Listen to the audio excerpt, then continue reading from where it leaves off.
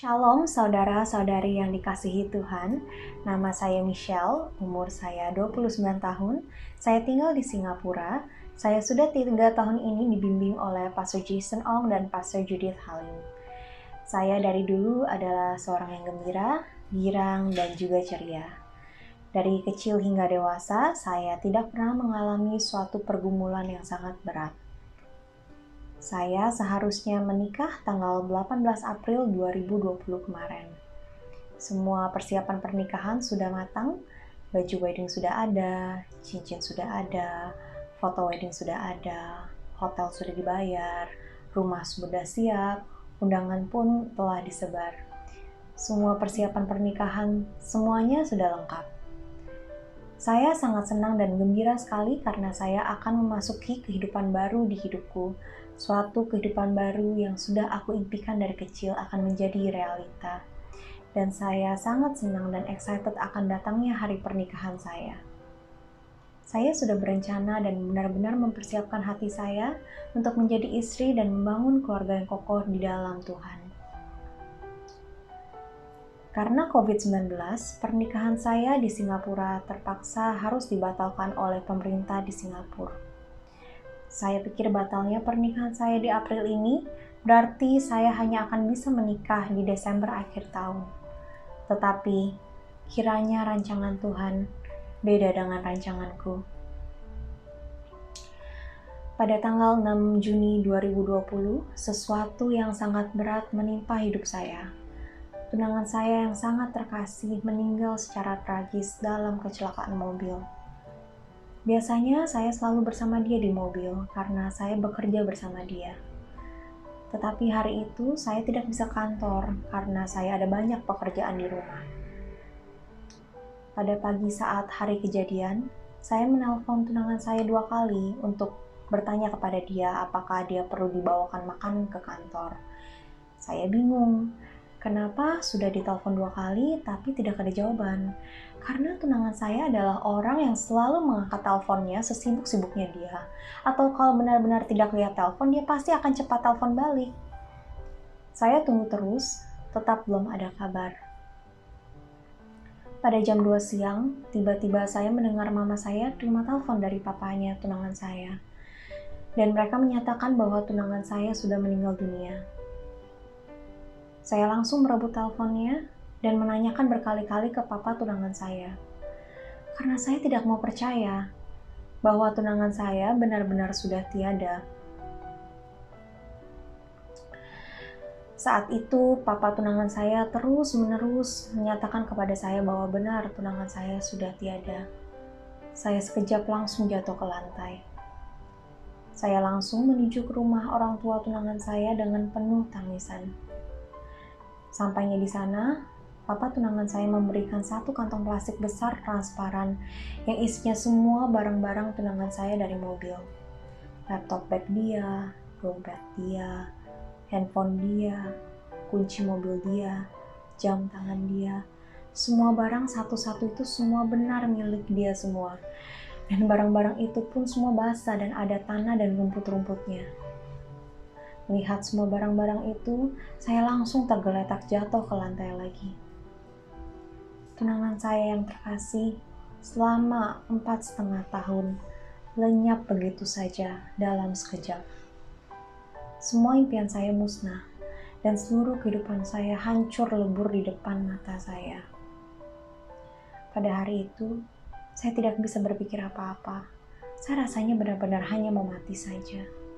Saya bahkan belum bisa melihat mayat tunangan saya karena masih di rumah sakit untuk diautopsi. Cuma satu hal yang saya bisa berpikir untuk pegang, yaitu Alkitab. Banyak hal yang saya tidak bisa mengerti. Kenapa ini harus terjadi di dalam kehidupan saya? He's gone, and is this even for real? Banyak pertanyaan-pertanyaan melewati pikiran saya. Sanggupkah saya menghadapi cobaan ini? Bisakah saya tersenyum lagi? Will I ever be happy again? Saya terus-menerus menangis. Hati saya sangat sakit. Dada saya terasa sesak.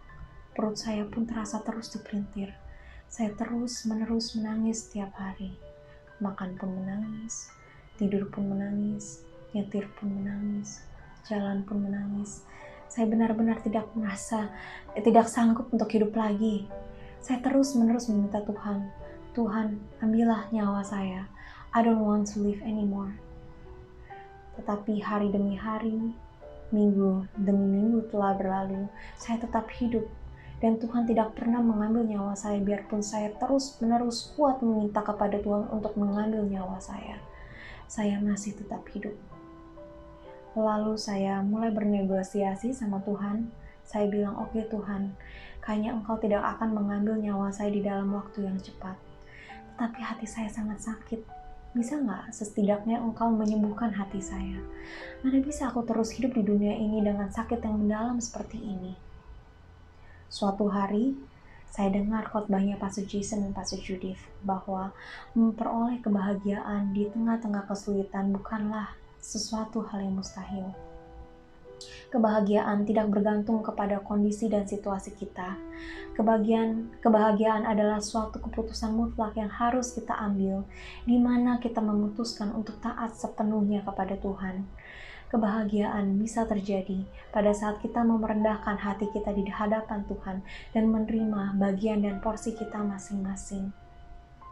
Porsi dan bagian yang harus saya terima adalah tunangan terkasih saya sudah pulang ke surga bersama Tuhan. I cannot see him anymore in this lifetime, not even given a chance to say goodbye. Dan tidak ada lagi pernikahan untuk saya. Satu malam, saya sedang menyetir di mobil dalam perjalanan pulang. Saya berkata kepada Tuhan, Tuhan, saya mau mengambil keputusan yang tegas. Saya mau taat kepadamu. Saya mau merendahkan hati saya dan menerima bagian dan porsi saya. Help me God, pulihkan saya. Saya hanya mau hidup untuk Engkau dan saya hanya mau untuk bisa bernafas lagi. Setelah itu, saya merasakan sesuatu yang dahsyat terjadi dari dalam diri saya. Dari dalam tubuh saya rasanya seperti ada aliran-aliran air hidup yang mengalir dan keluar dari dalam diriku. Sukacita tiba-tiba sepertinya meledak dari dalam tubuhku dan mengalir keluar. Ini sangat tidak masuk akal karena saya melihat situasi dan kondisi hidup saya tidak pernah berubah, tetapi sesuatu berubah di dalam hati saya dan saya merasakan sukacita yang supranatural. Tiba-tiba saya merasa penuh dengan damai dan saya bisa tersenyum. Suatu senyuman yang benar-benar datang dari dalam lubuk hati saya. Dan sejak itu, sukacita Tuhanlah yang menjadi kekuatanku. Tuhan juga sangat sayang kepadaku dan Dia terus-menerus menyentuh hatiku. Pada tanggal 9 Agustus 2020, sekitar 2 bulan setelah tunangan saya meninggal, saya mendengar satu suara, "Love me." Suara ini seperti bisikan hangat dari Tuhan, dan saya langsung melihat gambar dua hati, di luarnya ada Tuhan. Gambar ini adalah gambar yang tunangan saya pernah gambarkan untuk saya. Tiba-tiba gambar itu berubah menjadi satu hati dan Tuhan di dalamnya. Secara langsung saya merasa hati saya diperbaharui oleh Tuhan, dan Ia mengisi hatiku. Dari sejak itu, saya terus-menerus berterima kasih kepada Yesus, karena Dia telah menyembuhkan dan mengisi hatiku. Tentunya kadangkala masih ada hari-hari yang lebih sulit dilampaui, tetapi kekuatan dari Tuhan selalu tersedia untukku, dan kekuatan inilah yang membantu saya untuk menghadapi semua rintangan. Sekarang, saya mulai menata lagi kehidupan saya yang baru dengan kekuatan dan pimpinan Tuhan. Saya lanjut sekolah lagi di Singapore Bible College in Singapore, mengambil jurusan Masters of Counseling, agar saya bisa dipakai Tuhan untuk membantu lebih banyak orang lagi ke depannya. Apakah kebahagiaan saya telah kembali? Tentunya saja iya. Bagaimana tidak? Apabila saya telah menemukan arti, tujuan, dan panggilan yang Tuhan rancangkan di hidupku.